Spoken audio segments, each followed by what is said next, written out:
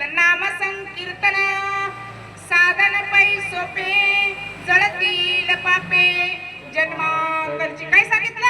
नामाचं संकीर्तन करा. ते कोणतं नामाचं संकीर्तन? मी इथं उभी आहे, ही एक कला आहे बरं का उपस्थित माय बाबांनो. कीर्तन ही कला आहे, पण खरं नामचिंतन ते म्हणजे अजपा जपणे.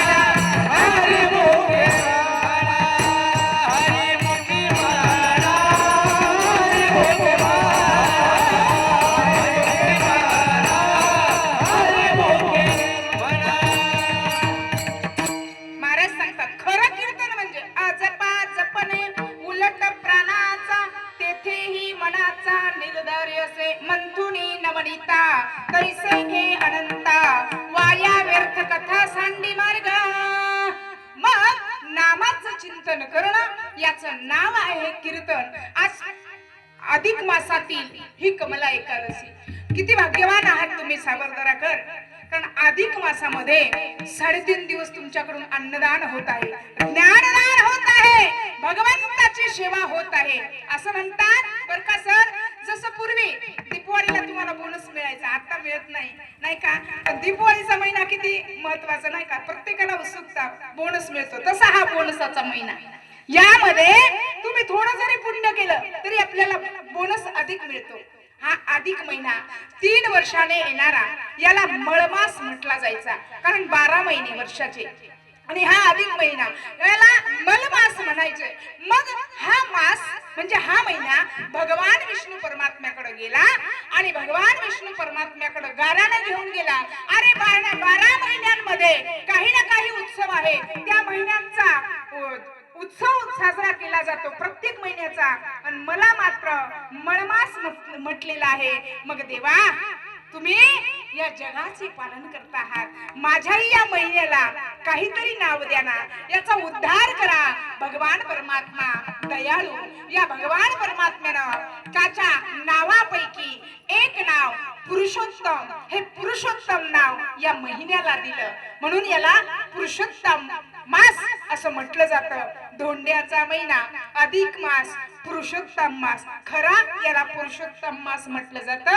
या पुरुषोत्तम मासामध्ये म्हणजे 1 महिन्यामध्ये जे कोणी अन्नदान, वस्त्रदान, ज्ञानदान, तीर्थयात्रा, जे जे पुण्याचं कार्य करेल त्याचं फल डबल होणार आहे, असं भगवान विष्णू परमात्म्याने त्या मळ मासाला आशीर्वाद दिला, म्हणून त्याला पुरुषोत्तम मास म्हटलं जातं. म्हणून जावयाला सोन्याची अंगठी केली जाते, पण यंदा कोणाची ऐपत नाही, आणि म्हणून हे करावं, पण ऐपत असेल तर, नसेल तर नाही करायचे. आणि म्हणून गोड असे हा अधिक मास, पुरुषोत्तम मास, त्याच्यामध्ये येणारी ही कमला एकादशी. आणि ह्या कमला एकादशी महत्व फार फार मोठं महत्व आहे. पण आजच्या एकादशीचं महत्व सांगता सांगता कीर्तनाची वेळ संपून जाणार आहे. नक्कीच वेळ मिळाला तर मी पुढे सांगेन, पण प्रत्येकाने आज मागणी पर अभंग खूप सारे आहेत, मागणी पर अभंग खूप सारे आहेत, पण बाकीचे अभंग न घेता साधला हा पर्वकाळ, गेला अंतरीचा मळ. अभंग भरपूर आहेत मागणी पर, जगद्गुरु तुकोबारायांचे, नामदेवरायांचे, जनाबाईचे, नाही का? त्या ठिकाणी नाथ महाराजांचे अनेक अभंग आहेत, पण हा अभंग निवडण्याचं कारण की आज एकादशी आहे आणि एकादशी पर्व काळामध्ये हा अभंग निवडावा, म्हणून माझ्या बुद्धीला सुचलं आणि हा अभंग निवडला.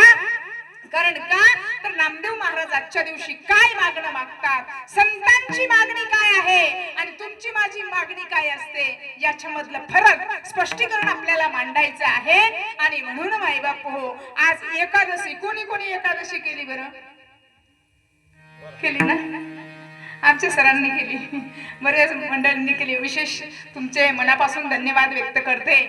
दुसरंच वर्ष आहे. सांगू ग्रामस्थांना विनंती असेल, तुमच्या या लहान सुनबाई कुणाची असेल, कुणाची लहान भाऊजाई असेल, राग मानून घेऊ नका. पण एक सांगते मी तुम्हाला, मी नेहमी कार्यक्रमाला जात असताना सांगते, कधी मनाला बोचलं तर हरकत नाही, पण परिवर्तनासाठी पुढच्या वर्षी ग्रामस्थांना कोणीही राग मानायचं नाही. मी ग्रामस्थांना विनंती करणार आहे की पुढच्या एकादशीला, पुढच्या वर्षी जेव्हा सप्ताह असेल त्या दिवशी प्रत्येकाला भगरच गेली पाहिजे, प्रत्येकाला भगरच गेली पाहिजे. कारण का? अन्नदान केलं तर ते सुद्धा पाप आहे. देती घेती नरकी जाती, हे पुरावा आहे. आणि म्हणून तुमचं काय आतापर्यंत माहित नसल्यावर पापाचं नाही, पण पुढच्या वर्षी नक्की करा.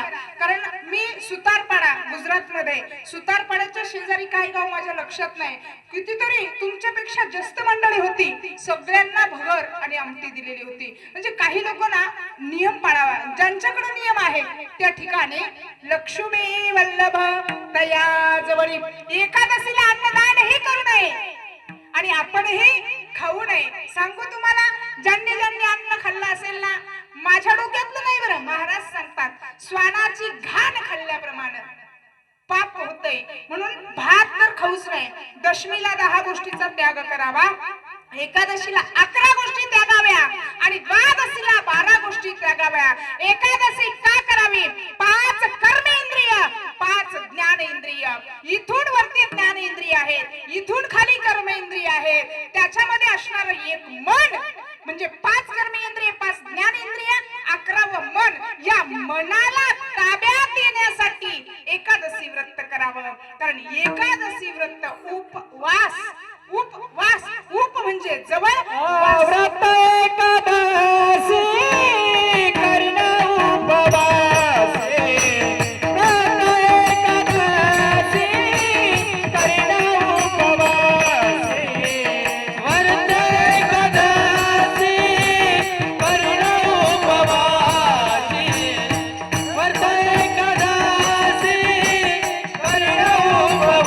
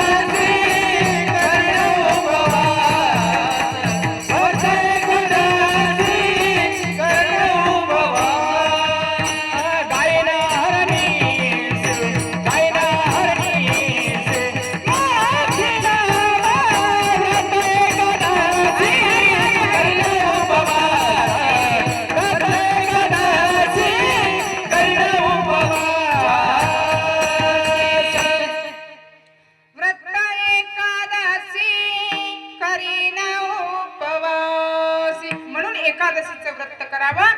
मन, कारण मन कारण आहे माणसाला घडवण्यासाठी आणि माणसाला बिघडवण्यासाठी. मनाने माणूस घडतो सुद्धा आणि मनाने माणूस बिघडतो. ही इंद्रिय वाईट कर्माकडे जातात. कशामुळे?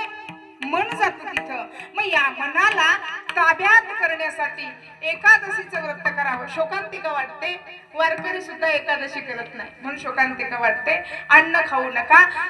माणसाच्या एकदा तुळशी माळ घेतली ना, त्याने विठ्ठल मात्रा सांभाळावी. पथ्य नाम विठोबाचे. कारण शास्त्रीय उपवास आहेत एकादशी, सोमवार आणि 5 पर्वकाळ. वामन जयंती, कृष्ण जयंती, त्या ठिकाणी महाशिवरात्र आणि हनुमान जयंती, दत्त जयंती, हे 5 पर्वकाळ आहेत. या 5 पर्वकाळाचे उपवास करावे आणि एकादशी आणि सोमवार करावे. बाकीचे जे उपवास आहेत ते आपल्या मनाचे आहेत, पण शास्त्रमान्य उपवास एकादशी आणि सोमवार. ज्याला मेल्यानंतर वैकुंठात जायचं असेल त्याने जिवंत असताना एकादशी करा. स्वर्गाच्या वाटेने होते विचारपूस,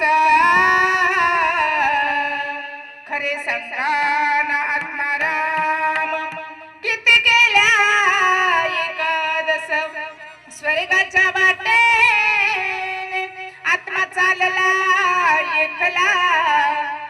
सांगा आत्माराम दाखवा गुरुचा दाखला तिथं ते विचारलं जातं बंगला माडे मोटर गाडी बंगला माडे मोटर गाडी बंगला माडी मोटर गाडी बंगला माडी मोटर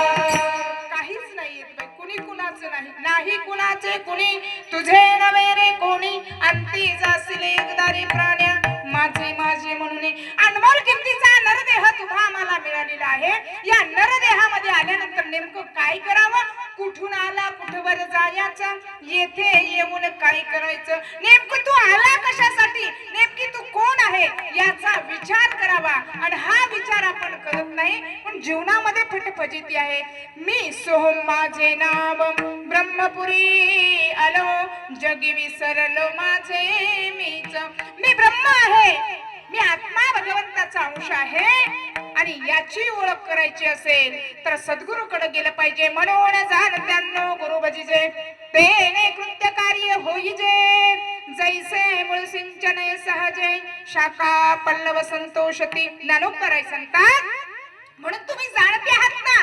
हुशार आहात ना ज्ञानी आहात ना मग सद्गुरूला बजा सद्गुरूकडून पंचाक्षरी नामरूपी पाणी या देहरूपी झाडाला घाला आणि पंचाक्षरी नामरूपी पाणी या देहरूपी झाडाला घातला की हळूहळू हळूहळू ते सत्वर उच्चार प्रल्हादी बिंबला उद्धवाला दला कृष्णदाता सतत उच्चार केल्यामुळं या आतमध्ये जो आत्माराम आहे त्याची ओळख होईल आणि मग ओळख झाली की मात्र त्या भगवंताचं दर्शन आपल्याला होईल मग अहम ब्रह्मस्मी मी ब्रह्म आहे या तत्वापर्यंत साधक पोहोचतो आणि मग ह्या तत्वापर्यंत पोहोचल्यानंतर ज्या दिवशी भगवंताच्या दारात तुम्ही जाल त्या दिवशी नेमकं देवाकडे काय मागावं काय आजचा आपला विषय आहे भगवंताकडे मागणं मागायचं आहे मग देवाकडे काय मागावं हे तुम्हा आम्हाला कळेल तुमची माझी अपेक्षा काय भगवंताच्या दरबारात जातो एक नारळ फोडतो त्या एका नारळामध्ये माझ्या कुटुंबाचं भलं होऊ दे माझ्या मुलाला नोकरी लागू दे त्याला चांगली बायको मिळू दे मिळली तर मुलगाच होऊ दे अनेक आपल्या आहेत ना सर अनेक आपल्या कधीतरी आपण विचार करतो का मी कोण आहे त्याची ओळख मला झाली पाहिजे हा विचार करत नाही साधू संत